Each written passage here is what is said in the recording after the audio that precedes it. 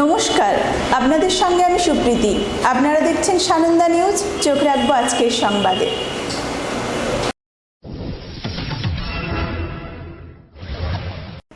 প্রথম দফায় হাত ভেঙেছে, দ্বিতীয় দফায় পা ভেঙেছি, এরপর কোমর, ঘাড়, মাচা, ব্রেন ভেঙে বলো হরি হরি বলে বিজেপিকে খাটে তোলা হবে।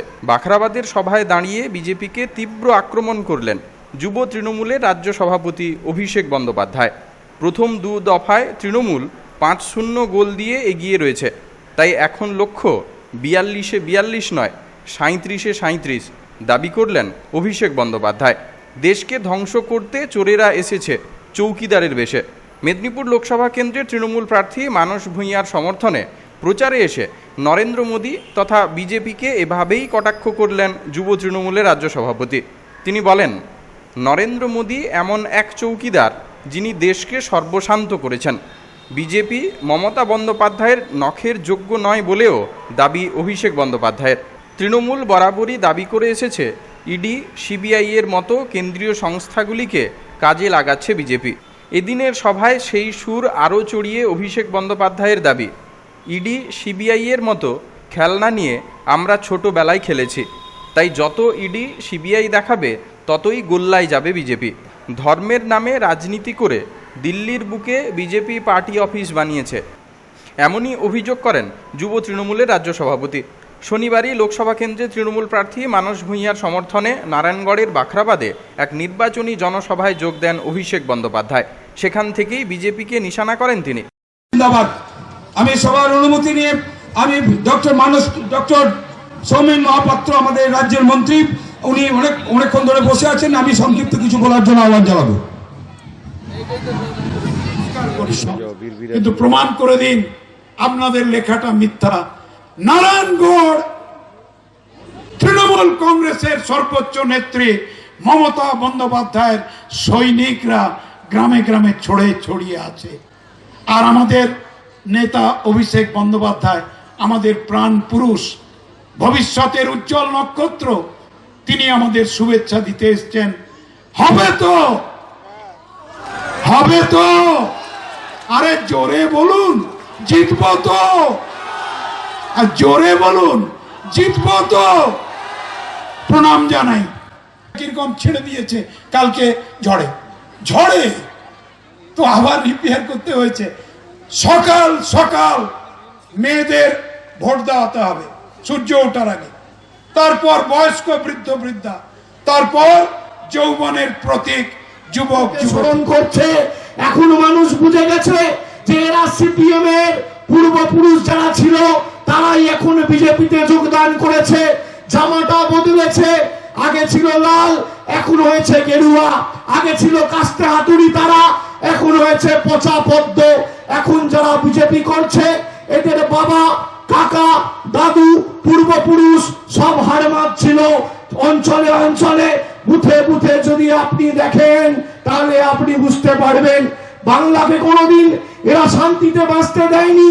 34 বছর যেই দল শুকুর আলী, মজিদ মাস্টার, অনুজ পান্ডে, দারিন পান্ডে, লক্ষণ শেঠের মতো নেতাকে জন্ম দেয় আর লালন পালন করে বড় করে তোলে, সেই দলের কাছে আমাদের উন্নয়ন আর শান্তির বাণী শিখতে হবে না। যেই দল কোনোদিন বাংলার মানুষের পাশে দাঁড়ায়নি, একটা খুঁটি পুঁতে 5 ওয়াট বাল্ব লাগানোর ক্ষমতা নেই, একটা গ্রামে 10 মিটার রাস্তা 34 বছরে যারা তৈরি করেনি, একটা নলকূপ লাগিয়ে সাবমার্সিবল টিউবওয়েল তৈরি করেনি, একটা আইটিআই হয়নি, একটা পলিটেকনিক হয়নি, এমনকি পাড়ার চায়ের দোকানে একটা কুকুরকেও যারা কোনোদিন একটা বিস্কুট খাওয়ায়নি, তাদের কাছে উন্নয়ন আর সংহতি তৃণমূল কংগ্রেসকে শিখতে হবে না। মমতা ব্যানার্জি যা কথা দিয়েছে অক্ষরে অক্ষরে পালন করেছে। আজকে যারা রাজনৈতিক ভাবে লড়াই করতে পারছে না তারা ধর্মের সাহারা নিচ্ছে, তারা ধর্মের উপর ভরসা করে বাংলাকে অশান্ত করতে চাইছে। এখন এদের দেশপ্রেম আর জয় শ্রীরাম দুটোই মায়ের ভোগে হয়ে গেছে। ইতিমধ্যেই 2 দফায় নির্বাচন হয়েছে, আপনারা দেখেছেন। কুচবিহারে নির্বাচন হয়েছে, জলপাইগুড়িতে নির্বাচন হয়েছে, আলিপুরদুয়ারে নির্বাচন হয়েছে, দার্জিলিং এ নির্বাচন হয়েছে, রায়গঞ্জে নির্বাচন হয়েছে। আমরা 5-0 গোল দিয়ে ইতিমধ্যেই এগিয়ে গেছি, আর 5 দফা বাকি আছে। এখন লড়াইটা 42-এ 42 নয়, এখন 37-এ 37-এর লড়াই। তার কারণ কি? প্রথম দফায় আমরা হাত ভেঙে দিয়েছি, দ্বিতীয় দফায় পা ভেঙে দিয়েছি, তৃতীয় দফায় কোমর ভাঙবো, চতুর্থ দফায় ঘাড় ভাঙবো, পঞ্চম দফায় মাথা ভাঙবো, ষষ্ঠ দফায় ব্রেন ভেঙে বলো হরি হরি বল, ভারতীয় জনতা পার্টিকে খাটে তোল বলে 23 তারিখের পরলোক গমন প্রক্রিয়াটাও তৃণমূল কংগ্রেসের হাত ধরে মমতা ব্যানার্জি সম্পূর্ণ করে দেবে। আমার মনে হচ্ছে আমি চৌকিদার, হিন্দুদের নামে কথা বলছে। এখন হিন্দুরাই বুঝতে পেরেছে আজকে আমাদের জীবনের সর্ববৃহৎ উৎসব দুর্গোৎসব। মমতা ব্যানার্জি 28,000 ক্লাবকে যখন সিদ্ধান্ত নিল 10,000 টাকা করে অনুদান দিয়ে তাদেরকে উদ্বুদ্ধ করবে, তাদেরকে উৎসাহিত করবে, তখন বিজেপি, সিপিএম আর কংগ্রেস লেজ গুটিয়ে একসাথে হাইকোর্টে গিয়ে মামলা করলো। মানে আমি যদি মুসলমান ভাইদের জন্য করি তাহলে তুমি বলছো তোষণ, আর হিন্দু ভাইদের জন্য করলে তুমি গিয়ে মামলা করে দিচ্ছ যাতে তারা পরিষেবাটা না পায়। মানে তুমি করলে চমৎকার আর আমি করলে বলৎকার, তুমি করলে রামলীলা আর আমি করলে ক্যারেক্টার ঢিলা। এই বিচারিতা নরেন্দ্র মোদী বাংলার মাটিতে চলতে পারে না। আমাদের বারে বারে মাথায় রাখতে হবে যে আমাদের পৌরাণিক অধ্যায়ে আমরা দেখেছি যে আজকে সীতাকে অপহরণ করে রাবণ লঙ্কায় নিয়ে গেছিল, তিনি নিজের বেশ পরিবর্তন করে ছদ্মবেশে সাধু রূপে এসেছিল, মরিচ এসেছিল হরিণের বেশে, আর আমাদের দেশকে ধ্বংস করতে চোরেরা এসছে চৌকিদারের বেশে। আজকে এটাই প্রমাণিত, এটাই প্রতিষ্ঠিত যে এমন চৌকিদার যে ভারতবর্ষকে সর্বশান্ত করে দিয়েছে। মানুষ ভূঁইয়াকে ভোটে জোড়া ফুল প্রতীক চিহ্ন দিয়ে আপনারা বিপুল ভোটে জয়যুক্ত করুন। মাথায় রাখবেন যারা প্রতিদ্বন্দ্বিতা করছে কাউকে সারা বছর পাওয়া যায় না। তৃণমূল কংগ্রেস শীত, গ্রীষ্ম, বর্ষা, শরৎ, হেমন্ত, বসন্ত 12 মাস, সপ্তাহে 7টা দিন, বছরে 365 দিন আপনাদের পাশে রয়েছে, ছিল, থাকবে। আর আপনার একটা ভোট আগামী দিন নরেন্দ্র মোদীর কোমর ভেঙে দেবে, এই বিশ্বাস আমি রাখি। 23 তারিখ যখন ফল ঘোষণা হবে টিভির পর্দায় আপনারা দেখবেন মানসবাবু বিপুল ভোটে জয়যুক্ত হতে চলেছে। একই সময় আপনারা দেখবেন নরেন্দ্র মোদীর ইস্তফা পত্রটা রাষ্ট্রপতি ভবনে পৌঁছে গেছে। তখন আপনি উপলব্ধি করবেন আপনার একটা ভোটের শক্তি, আপনার একটা ভোটের ক্ষমতা। কথায় বলে না, 100 সোনার কি, 1 লোহার কি। 5 বছর যারা আপনাকে আস্তে আস্তে করে মেরেছে, এক কোপে তাদের কুপকাত করে দিন। 7 দফা হোক বা 14 দফা, কাস্তে হাতুড়ি আর পদ্ম হবে জব্দ, কাটা হাত হবে জব্দ। আমি এইটুকু বলে আপনাদের আবার ধন্যবাদ জানিয়ে আমার বর্ষিয়ান।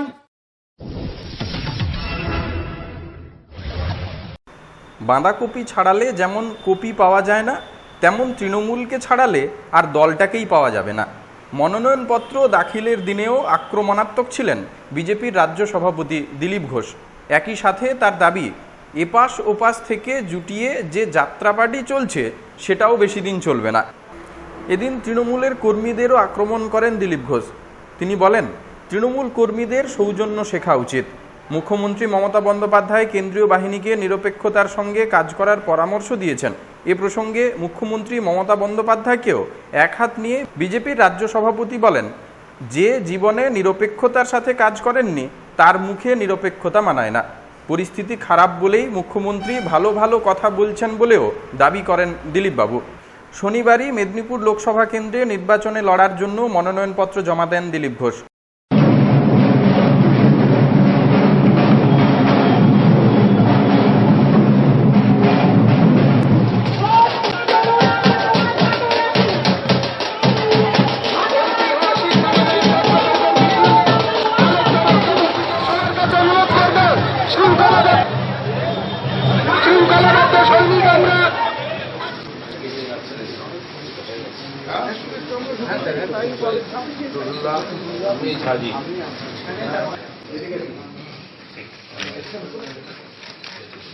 আসার পরে প্রথমবার দেখা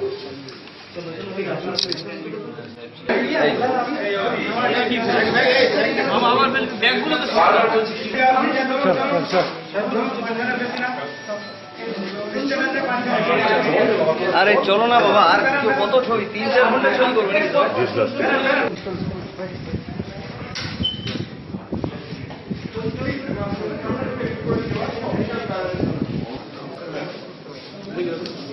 সভা করেছেন এবং তৃণমূল কংগ্রেসের তরফ থেকে আপনার বিরুদ্ধে নির্বাচন কমিশনে অভিযোগ জানানো হচ্ছে আপনি বেআইনিভাবে ইলেকশনের সময় রেলের কোয়ার্টারে থাকছেন, কি বলবেন?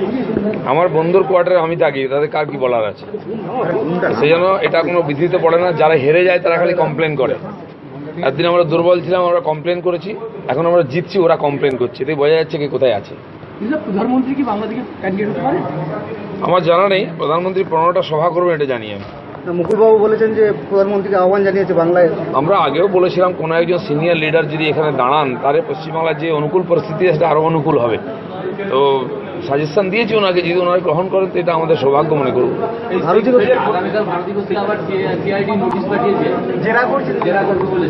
জানি, আমি এই জন্য পাঠানো হচ্ছে যাতে ইলেকশন লড়াই করতে না পারে। এর উত্তর সাধারণ মানুষ দেবে, কারণ অনেক রকমভাবে আমাদের হ্যারাসমেন্ট করার চেষ্টা চলছে, আমাদের প্রার্থীদের মারা হচ্ছে, আক্রমণ করা হচ্ছে, অফিস ভাঙা হচ্ছে। এটা নতুন কিছু না। তো গণতান্ত্রিকভাবে লড়াই করার শক্তি যখন শেষ হয়ে যায় তখন অনৈতিকভাবে লড়াই করার চেষ্টা হয়। যেভাবে ওরা লড়ুক আমরা লড়বো এবং জিতবো। আমরা আশা করছি থাকবে, কারণ বাড়ছে আস্তে আস্তে। আমরা দাবিও করছি, প্রেশারও দিচ্ছি, আর সঙ্গে সঙ্গে আমরা পার্টির কর্মীদের প্রস্তুত রাখছি। আপনারা দেখেছেন 2টো ফেজে ইলেকশন হয়েছে। সাধারণ মানুষ এবং আমাদের কর্মীরা দুর্বৃত্তদের মোকাবিলা করেছেন, মোটামুটি ফেয়ার হয়েছে, কিন্তু অভ্যাসবশত কিছু জায়গায় ওরা গন্ডগোল করছে। যাদবপুরে একটি সভায় তৃণমূলের এক নেতা তিনি বলছেন বিজেপি এবং সিপিএম বা বিরোধী দলকে জিরো ব্যালেন্সে রান করাবো এবং জিরো ব্যালেন্সে রান করানোর জন্য যা যা করার তাই করুন। আরাবুল ইসলাম, আপনারা জানেন মমতা ব্যানার্জি নিজে বলেছিলেন বিরোধী শূন্য পঞ্চায়েত চাই। তার জন্য পুলিশ, গুন্ডা, পুরো শক্তি প্রশাসনকে লাগিয়ে দিয়েছিলেন। নমিনেশন করতে দেবেন না। 7 দিন ধরে বিডিও এসডি অফিস ঘেরা ছিল। তারপরেও জানি না অন্য পার্টিরা কোথায় ছিল। ভারতীয় জনতা পার্টি লড়াই করেছে। 10,000 লোকের বিরুদ্ধে কেস, 1,000 লোককে অ্যারেস্ট করা সত্ত্বেও 7,000 সিট আমরা জিতেছি। তো ওনারা বুঝে গেছেন যে আজকের বিজেপির কি। সেজন্য এই ডায়লগটা 23 মে অবধি চলবে, তারপরে ডায়লগ পাল্টে যাবে। দেব কিছুক্ষণ আগে এসেছিলেন, মনোনয়ন দিয়েছেন এবং রাজনৈতিক সৌজন্যবোধ, ভাষা ব্যবহার সেই নিয়ে সংযত থাকা উচিত বলে তিনি পরামর্শ দিয়েছেন, কি বলবেন দেব? খুব ভালো কথা। টিএমসির লোকেদের এই পরামর্শটা আগে দিন। বলুন। জবাব দিয়ে দিচ্ছি। কেমন মার্জিন আশা করছেন এবারে? সেটা তো 23 তারিখ বোঝা যাবে, আর সাধারণ মানুষ ঠিক করবেন। আমি জিতবো, এটা ঠিক আছে। কেন্দ্রীয় বাহিনীকে মুখ্যমন্ত্রী বলেছেন নিরপেক্ষতার সঙ্গে কাজ করতে উপদেশ দিয়েছেন, কি বলবেন? এটা কি একই কথা শুনি আজ মন্থরার মুখে? জীবনে যে কোনোদিন নিরপেক্ষ হয়নি, সে অন্যকে নিরপেক্ষ হতে বলছে? যিনি আমাদেরকে নমিনেশন করতে দিচ্ছেন না, আমাদের প্রচার করতে দিচ্ছেন না, আমাদের ক্যান্ডিডেট দিয়ে দিচ্ছেন না, আমাদের অফিস দিচ্ছেন না, ভেঙে দিচ্ছেন, দখল করে নিচ্ছেন, আমাদের মাঠ দিচ্ছেন না, হল দিচ্ছেন না, হেলিকপ্টারের পারমিশন দিচ্ছেন না, তার মুখে এই কথা শোভা পায়? হয়তো পরিস্থিতি খারাপ বলে এখন ভালো ভালো কথা বলছেন। তৃণমূল বলছে রেলের যে 8টা ওয়ার্ড সেখানে আপনারা পতাকা লাগিয়ে রেখেছেন, কিন্তু ওদের লাগাতে দেওয়া হচ্ছে না। ওরা এরপরে রাস্তায় নেমে আমি আপনাকে ছবি দেখাবো। মমতা ব্যানার্জি, মানস ভূঁইয়ার ছবি ঝুলছে ওখানে, ব্যানার টাঙিয়েছি। আমার ব্যানার আর তুলে নেওয়ার পরে আমি যখন হড়কেছি তখন গিয়ে ওরা নাকি ব্যানার খোলা হয়েছে। আমি ছবি তুলে রেখেছি, আমি দেখাতে পারি আপনাদেরকে। সেই জন্য এইসব কথা বলে কোনো লাভ নেই। আমরা কোথাও ঝান্ডা লাগাইনি। লাগিয়ে থাকলে বলে দিন আমরা খুলে নেব, বা ওনারা খুলে নিই। যেমন আমার হোর্ডিং খুলে নিয়েছেন, সেখানে রাজনীতি ছিল না। আমি রামনবমী এবং পয়লা বৈশাখের শুভেচ্ছা জানিয়েছিলাম এমএলএ হিসাবে, সে অধিকারও আমার নেই। সেখানে প্রথম হাত লাগানোরও। আর মমতা ব্যানার্জি আর মানস ভূঁইয়া তাদের হোর্ডিং ঝুলছিল, আমি কমপ্লেন করেছি। তো সেই জন্য এগুলো হবে একটু। এর মধ্যে আমরা দাঁড়িয়ে আছি, লড়ছি এবং জিতবো। এই কেন্দ্র থেকে লড়াইটা মূল প্রতিদ্বন্দ্বী হিসেবে কাকে মনে করছেন, কোন দল? আমি জানি না এখনো কোন কোন দল এখানে নমিনেশন করবে। আমরা আছি, আমরা লড়ছি, জনগণ আমাদের সঙ্গে আছে। টিএমসির ক্যান্ডিডেট এখানে সিটিং এমপি ছিল, স্বাভাবিকভাবে তারা শক্তিশালী। কিন্তু বিধানসভায় আমি দেখিয়ে দিয়েছি খড়গপুর থেকে টিএমসি আমাদের কাছে শক্তিশালী নয়। কংগ্রেস ছিল, কংগ্রেস সিপিএম সম্মিলিত লড়ে আমাকে হারাতে পারেনি। আর এবারে আলাদা আলাদা লড়ছে, ওরা ঠিক করুক কার সঙ্গে লড়বে। আমি জনগণকে লড়ছি জেতার জন্য। তৃণমূল কংগ্রেস বলছে যে বিজেপি, রাজ্য বিজেপি নেতৃত্ব বিভিন্ন জায়গায় দাঁড়িয়ে বিজেপির প্রার্থী ভাড়া করেছে। এবার প্রার্থী না খুঁজে পেয়ে প্রধানমন্ত্রীকে চাইছে, রাজ্য বিজেপি নেতৃত্বের উপর আস্থা নেই। যদি প্রার্থী ধার করার কথা বলেন, প্রথম তো হচ্ছে টিএমসি পার্টিটাই পুরো ধার করা, জোগাড় করা। আর তাদের প্রার্থীদের এমএলএ এবং এমপি আপনি 7 বছর আগে খোঁজ নিন।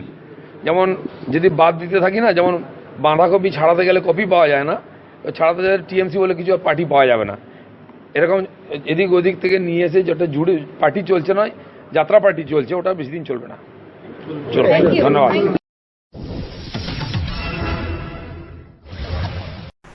মনোনয়ন জমা দিতে এসে ফের প্রতিপক্ষ বিজেপি প্রার্থী ভারতী ঘোষকে সৌজন্যের বার্তা দিলেন ঘাটাল লোকসভা কেন্দ্রের তৃণমূল প্রার্থী দেব তথা দীপক অধিকারী। শুক্রবারই ভারতী ঘোষকে টানা জেরা করেছে সিআইডি। যদিও সে সময় নিজের কেন্দ্রেই প্রচারে ব্যস্ত ছিলেন অভিনেতা দেব।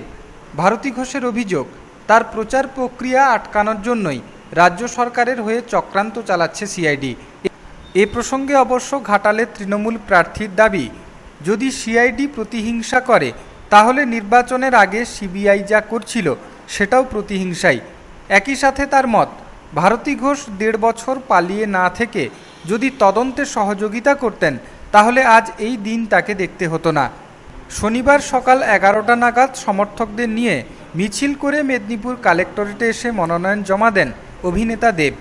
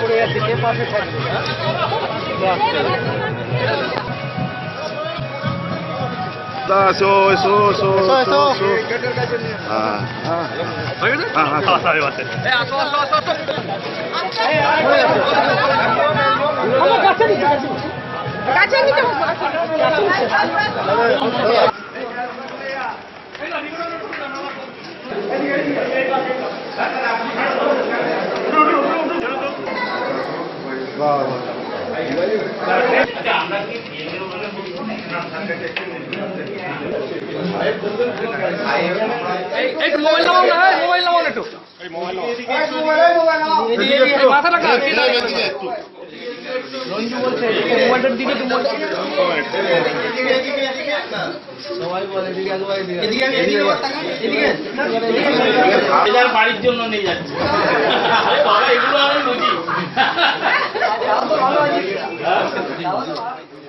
I, Deepak Adhikari, have been nominated as a candidate to fill a seat in the Council of State, House of People.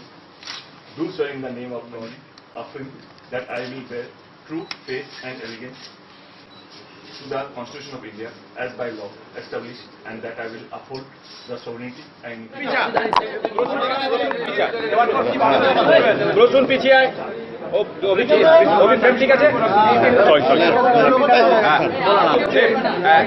আজকে তুমি নমিনেশন করলে এবং তোমার প্রত্যাশা, তুমি যেটা বলেইছো যে ঘাটালবাসী তোমার সঙ্গে রয়েছে, তো প্রত্যাশা কতটা বাড়ছে মনে করছি?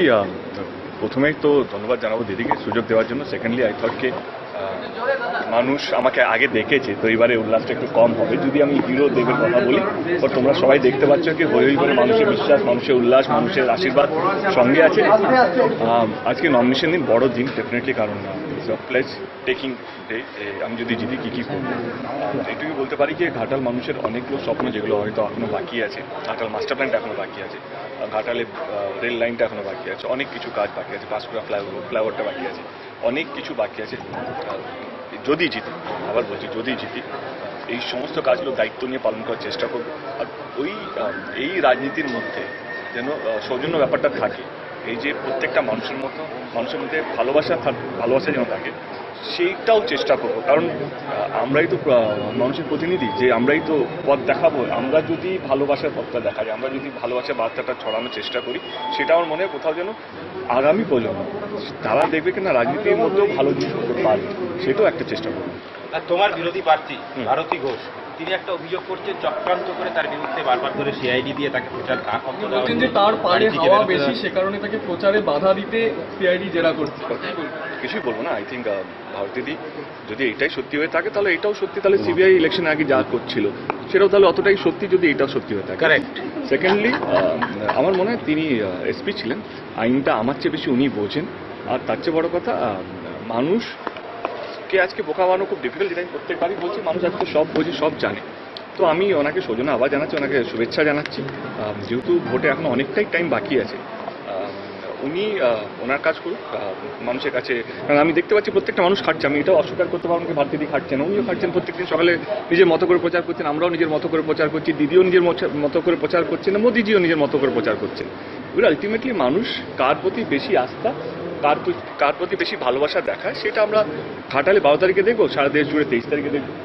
তুমি অন্যান্য জায়গায় নির্বাচনী প্রচারে গিয়ে করে বেরোলেন, গোটা ঘাটাল শহর জুড়ে সভা করলেন, সেই ক্ষেত্রে দেখা গেল ওটা ওই সময়টাতে প্রচারের সময় মানে ব্যস্ত থাকলেন, আপনি থাকলেন প্রচারে, কিন্তু ভারতীয় সেমিনিস থাকলেন সিআইডি। আমি কালকে আবার বর্ধমান যাচ্ছি, কালকে দিনটা ফাঁকা আছে, ভারতীদি কালকে ঘাটালটা করে দিতে পারে যদি এইটা হয়। তো আমার মনে হয় দেখো উনি ওনার উপরে যেই এগুলো আছে, চার্জেসগুলো আছে, উনি ওনার মতো করে ডেফিনেটলি সহযোগিতা করলে নিশ্চয়ই কিছু একটা ভালো হবে। আমি এটা বলছি না, দেখো আমি at the end of the day আমি এটা বলছি না এটা কেন হলো, এটা আমার হাতে নেই। এবারে আমি যেটা বলতে পারি, আমার সৌজন্যবাদ দিতে পারি কি দিদি আপনি খুব ভালো করছেন, আমি দেখতেও পাচ্ছি, টিভিতেও দেখতে পাচ্ছি, ইনফ্যাক্ট এটাও বলবো কি আমাদের দলও অতটাই খাটছে, আমার দল হয়ে বলবো কি আমি বেশি খাটছে, আমার কর্মীরা বেশি খাটছে, বাট সেটা না বলে আমি বলবো কি মানুষের উপরে ছেড়ে দেওয়া উচিত, যে মানুষ কার উপরে বেশি আস্থা, কার উপরে বেশি ভালোবাসা, কার উপরে বেশি আশীর্বাদ দেবে। এইটার মধ্যে তর্ক বিতর্ক করে তো লাভ নেই। মানে আজকে আমি যদি একটাই প্রশ্ন করি কি আজকে উনি 1.5 বছর যখন বাইরে ছিলেন তখন যদি থাকতেন তাহলে এই দিনটা তখন হয়ে যেত, তাহলে এই দিনটা আজকে হতো, কথার কথা।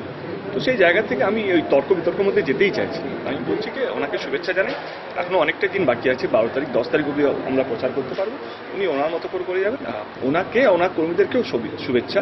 আর আমি শুধু এইটুকু অনুরোধ করবো প্রত্যেকটা মানুষকে, আমার দল হোক বা ওনার দল হোক বা যে কোনো দল হোক, শান্তির শৃঙ্খলা যেন ভালো থাকে, প্রত্যেকটা মানুষের প্রতি ভালোবাসা যেন থাকে। আমরা যদি বিষ ছড়াতে শুরু করি, একে দোষ দিই ওকে দোষ দিই, তাহলে মানুষের এমনি রাজনীতির প্রতি একটা ভালোবাসা উঠে গেছে।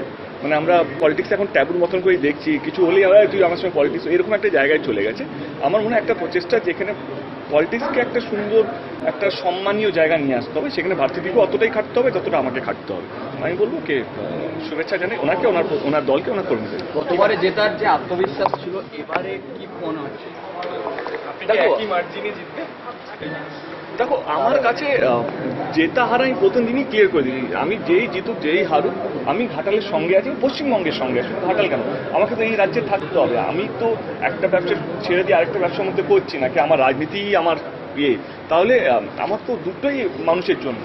বিনোদন জগৎটাও এই যে ঈদ আছে, ঈদ আমার একটা ছবি কিডন্যাপ রিলিজ হবে, তো আমার কি চেষ্টা কি ঈদে যখন মানুষরা যখন ঈদে যখন সেলিব্রেট করেন তখন যেন আমার ছবিটা দেখে। তার 2 দিন পরে জামাই ষষ্ঠী আছে, জামাই ষষ্ঠী লোকেরা যখন জামাইরা যখন শ্বশুর বাড়ি যায় তখন ওরা ছবি দেখতে পছন্দ করে, আমার বড় বড় হিরো, সেই দায়িত্বটা আমার ঘাড়ে, আমি ইলেকশন লড়ছির সঙ্গে ওইটাও করছি। এবারে এইটা নয় কি মানুষ কতটা ভালোবাসবে সেইটা পুরোপুরি মানুষের উপর আগে এইটা, বাট আমার কাছে আমার কোথাও ওই অ্যাগ্রেশনটা দেখতে পাবে না কি আমি জেতার জন্য লড়ে পড়ে যাচ্ছি। আমাদের মানুষ আজকে সব বোঝে কোন প্রার্থী তোমার জন্য কাজ করবে, আর আমি তো এখানে চুরি করতে আসি।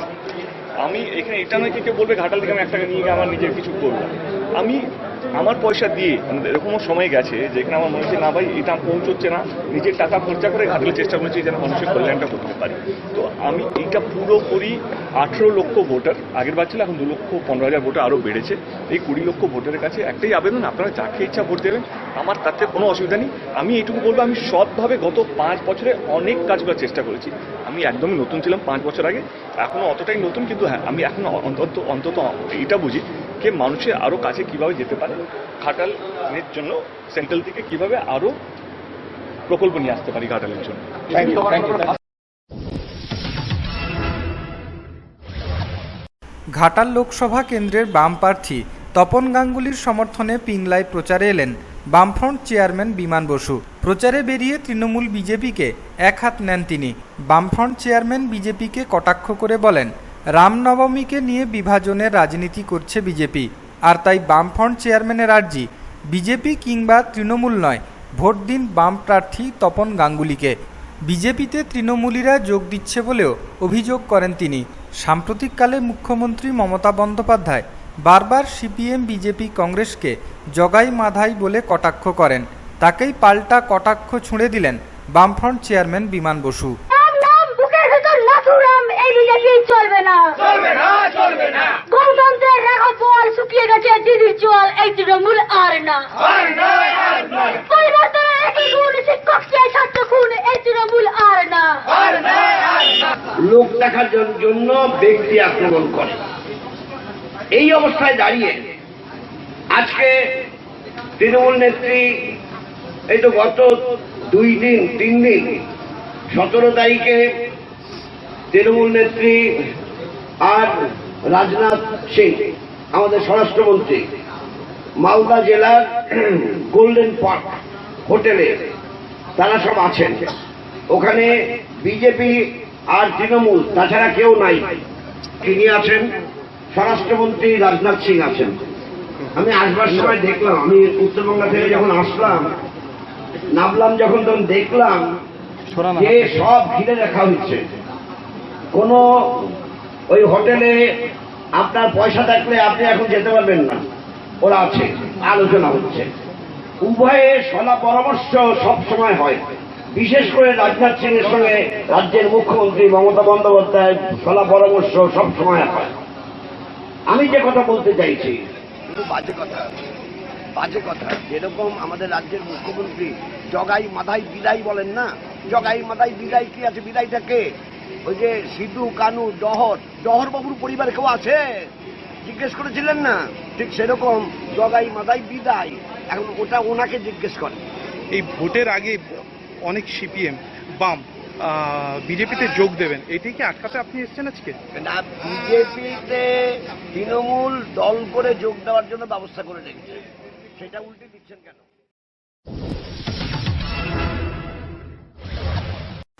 রোদকে উপেক্ষা করেও চলল প্রচার।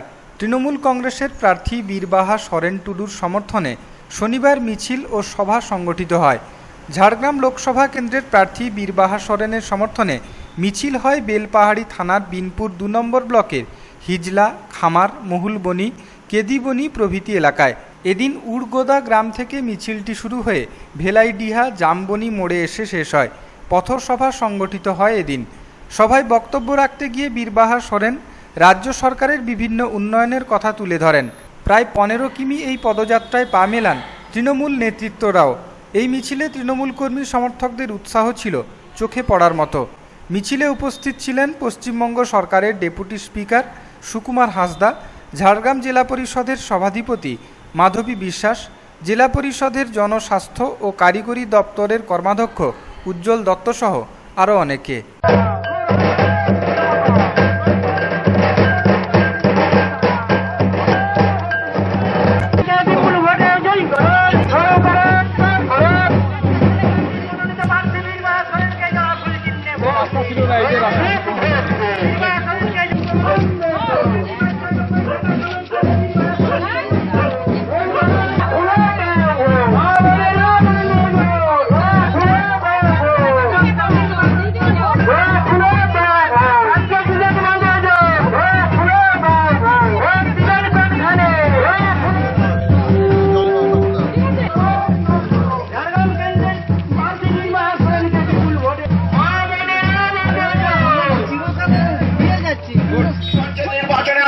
ছিলাম আপনাদের এলাকায়, আমরা দেখেছি বিভিন্ন জায়গায় তৃণমূল কংগ্রেস অল্প স্বল্প করে যখন পরাজিত হয়ে গেছিল, ভেলাইডিয়া দেখছি কখনো পরাজয় করতে শিখেনি। ভেলাইডিয়ার মানুষ হারতে জানে না, ভেলাইডিয়ার মানুষ বেলপাহাড়ির হৃৎপিণ্ড, ভেলাইডিয়া পথ দেখাবে। এখানকার বলিষ্ঠ নেতৃত্ব আছে, যুব আছে, ছাত্র আছে। ভেলাইডিয়া লড়তে জানে, জিততে জানে, ভেলাইডিয়া পথ দেখাতে জানে, হারমাতকে দমন করতে জানে। যারা হারমাতকে দমন করতে পারে তারা নিশ্চিত ভাবে বিজেপিকে জব্দ করতে পারে। ভেলাইডিয়া জব্দ করবে প্রতিটি বুথে, 16টি বুথে, আরো বেশি বুথে 400-র বেশি ব্যবধান নিয়ে এই বেলপাহাড়িতে সারা জেলায় রেকর্ড তৈরি করবে ভেলাইডিয়া। আমি ভেলাইডিয়াকে প্রাণের চেয়েও বেশি ভালোবাসি। ভেলাইডিয়াতে উন্নয়ন হবে নির্বাচনের পরে।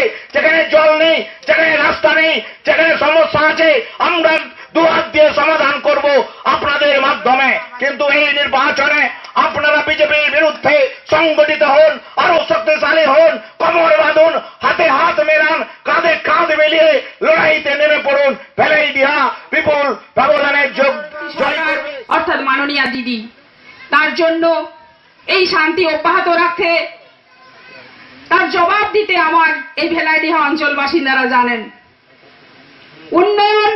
উন্নয়ন যা হয়েছে, সকাল 51টা প্রকল্পের মাধ্যমে আমাদের যে উন্নয়ন হয়েছে, প্রতিটা বাড়িতে 3-4টা করে উন্নয়ন কোনো না ভাবে কোনো ঢুকেছে, যেরকম রাস্তা, ঝকঝকে রাস্তা, পানীয় জল, 2 টাকা কেজি চাল, এরকম অনেক কিছু যেটা বলে শেষ হবে না। এখানে আমি এসে যেরকম উন্মাদনার সাহেব এই অঞ্চলবাসীরা যে শুনলাম যে বিরোধীকে রুখতে এই অঞ্চলবাসীরা জানে, শত্রুকে চিনতে জানে, তাই আশা করব আগামী দিনেও এই জোড়া ঘাসফুল চিহ্নে ভোট দিয়ে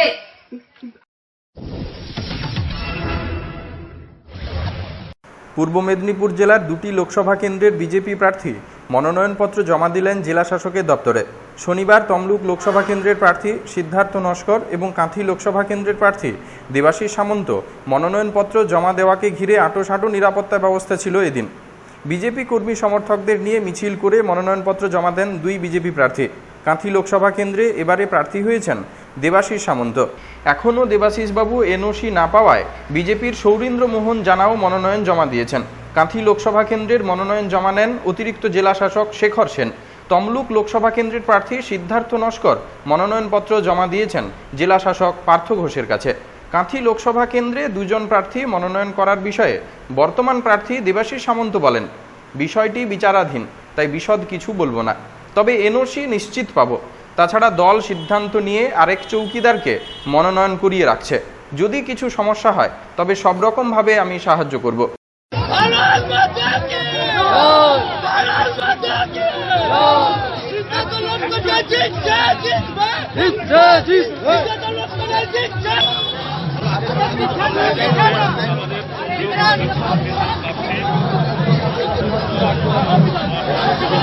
যে যেখানে যেমন অবস্থায় আছেন আপনারা একটু আমাদের কাছ থেকে একটু আশীর্বাদ করুন।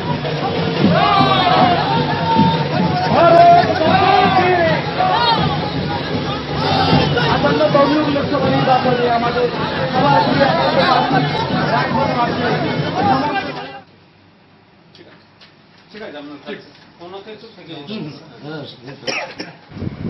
সৌরীন্দ্রমোহন জানা ভারতের লোকসভার একটি আসন পূরণ করার উদ্দেশ্যে সমন্বিত হয়ে ঈশ্বরের নামে শপথ করছি যে আমি বিধির দ্বারা প্রতিষ্ঠিত ভারতের সংবিধানের প্রতি শ্রদ্ধা ও নিষ্ঠা জ্ঞাপন করব এবং আমি ভারতের সার্বভৌমত্ব লোকনাবাসী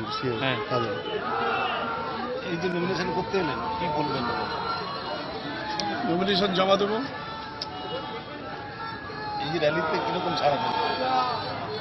আপনি পিছনে একটু ক্যামেরাটা করে দেখুন, অন্তত 10,000 মানুষ আজ এসে উপস্থিত হয়েছে, যারা সামিল হয়েছে আজকের আমাদের নমিনেশনের দিন। কীভাবে আনন্দ চিত্তে তারা পরিবারতন্ত্র ধ্বংস করে গণতন্ত্রকে প্রতিষ্ঠা করতে চায়। জয়ের বিষয়ে কতটা আশাবাদী? 200%। বিভিন্ন জায়গায় সন্ত্রাসটা হচ্ছে, তাদের নিয়ে কী বলবেন? সন্ত্রাস বন্ধ করার জন্য আমরা আমাদের ঊর্ধ্বতম নেতৃত্বদের জানিয়েছি এবং আমরা গণবিক্ষোভ করেছি। আগামী দিনে যে বিক্ষোভ বাংলার মানুষ কোনো দিন দেখেনি, আমি তো বলেই দিয়েছি, পুলিশ যদি এর পরে যদি সংযোজন না হয় তাহলে সংযোগ কী করে করতে হয় সেটা আন্দোলনের মাধ্যমে আমরা জানি। আচ্ছা, আর প্রতিশ্রুতি কিছু দিচ্ছি না, আমি শুধু 2টো কথা বলছি। দেশের স্বার্থে নরেন্দ্র দামোদর দাস মোদীকে প্রধানমন্ত্রী করতে হবে। আর দ্বিতীয় হচ্ছে শ্মশান হয়ে যাওয়া শিল্পাঞ্চলগুলো, এই শিল্পাঞ্চলগুলো পুনর্জীবিত করতে হবে, বেকার ছেলে মেয়েদের চাকরির ব্যবস্থা করতে হবে, রাস্তাগুলো উন্নয়ন করতে হবে এবং বিশুদ্ধ পানীয় জল যাতে তাদের বাড়িতে পৌঁছে যায় সেই ব্যবস্থা করতে হবে। প্রথম নন্দীগ্রামে এখন রেল প্রকল্প দেখুন, আমরা শপথ নিয়েছি, আমরা এই যে 12 তারিখের পরে আমাদের হয়ে যাওয়ার পরেই আমরা প্রথম নন্দীগ্রামের রেলপথ আগে ঠিক করব। আর বিগত সরকারের কাছে বলছেন, আরে উনি তো নিজেই তো রেলমন্ত্রী ছিলেন, তো উনি নিজে তো করতে পারতেন। আসলে এটা হচ্ছে মানুষের কাছে একটা ধোঁকা, একটা প্রতারণা, মানে কিছু করে কিছু করা যায় নাকি, ধাপ্পাবাজি মানুষ সব বুঝে গেছে।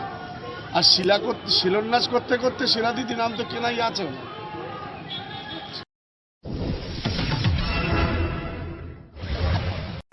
গড়ে তুলেছিলেন বিদ্যাসাগর স্মরণ সমিতি। বিদ্যাসাগরের জীবন সংগ্রাম ও আদর্শ চর্চার লক্ষ্য ছিল তার। দুস্থ মেধাবী ছাত্রছাত্রীদের নিয়ে বেসরকারি উদ্যোগে পরীক্ষা ব্যবস্থাও চালু করেন তিনি। তার জন্ম শতবর্ষ পূর্তি হচ্ছে আগামী বর্ষে। শনিবার তার জন্মের 100তম বর্ষপূর্তি উপলক্ষে আলোচনা সভার আয়োজন করল কমিটি। এদিন বেলদা ও মেদিনীপুরে তার জন্মদিবস পালনের সঙ্গে সঙ্গে জন্ম শতবর্ষ কমিটি গঠন করা হয়। সুশীলা মণ্ডল ছিলেন মেদিনীপুর রাজা নরেন্দ্রলাল খান মহিলা কলেজের অধ্যক্ষা। শিক্ষাব্রতী এই মানুষটি জীবনভর শিক্ষা প্রসারে ও বিদ্যাসাগরের জীবনাদর্শ চর্চার কাজ করে গেছেন।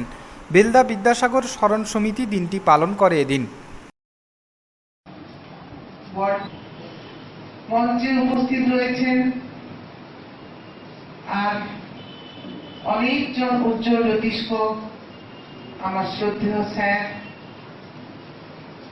সুকুমার বাবু, মেদিনীপুর কলেজের অধ্যাপক জগবন্ধু বাবু, আমাদের আমি যখন ছাত্রী ছিলাম মেদিনীপুর কলেজের তখনকার যিনি প্রেসিডেন্ট ছিলেন মানে যারা জানে তাদেরকে ডাকলেন যে তারা এটা দিলেন, চেয়ার দিয়ে মন্দিরে বসালেন, বলছে এই যে মানে অফিসে যে কোনো মেনটেন করতে হবে, সেখানে যে 70-এর দশক আবার কিভাবে বসাছো, 70-এর দশক যখন উত্তাল মানে পশ্চিমবঙ্গ মানে রিয়াজমান চেষ্টা করছেন আপনি।